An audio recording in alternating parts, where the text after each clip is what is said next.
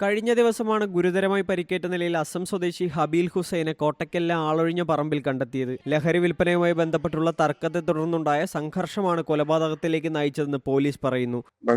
ആസാം സ്വദേശിയായിട്ടുള്ള ഒരു അന്യസംസ്ഥാന തൊഴിലാളി മരിച്ച് സംഭവം ഉണ്ടായിട്ടുണ്ടായിരുന്നു. അതായത് അന്വേഷണത്തിന് കൊലപാതകമാണെന്ന് തെളിയുകയും നമുക്ക് പോസ്റ്റ്മോർട്ടം റിപ്പോർട്ടിലാണ് ഇത് കൊലപാതകമാണെന്ന് വ്യക്തമായത്. പ്രാരംഭഘട്ടത്തിൽ ഈ ആളെ നമുക്ക് ഐഡന്റിഫൈ ചെയ്യാൻ പറ്റിയിട്ടുണ്ടായിരുന്നില്ല.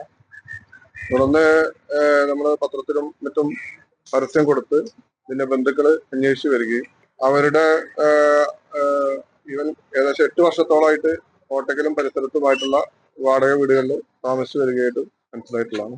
സംഭവത്തിൽ വിവിധ കേസുകളിൽ പ്രതിയായ തിരൂരങ്ങാടി സ്വദേശി മുഹമ്മദ് നസറുദ്ദീൻ, ഒഴൂർ സ്വദേശി ജുനൈദ്, കോട്ടക്കൽ സ്വദേശി അബ്ദുൽ ബാസിദ്, കൽപ്പകഞ്ചേരി ഷുഹൈബ് എന്നിവരെയാണ് മലപ്പുറം ഡിവൈഎസ്പി PKM ബിജുവിന്റെ നിർദ്ദേശപ്രകാരം ഇൻസ്പെക്ടർ വിനോദ് വലിയാട്ടൂരും സംഘവും അറസ്റ്റ് ചെയ്തത്. വടികൊണ്ട് തലയ്ക്കടിയേറ്റതാണ് ഹബീൽ ഹുസൈന്റെ മരണകാരണം. C Malayalam news, Malappuram. ഏറ്റവും പുതിയ വാർത്തകളും വിശേഷങ്ങളും വിരൽ തുമ്പിലറിയാൻ സി മലയാളം ന്യൂസ് എല്ലാ ഡിജിറ്റൽ പ്ലാറ്റ്ഫോമുകളിലും ലഭ്യം.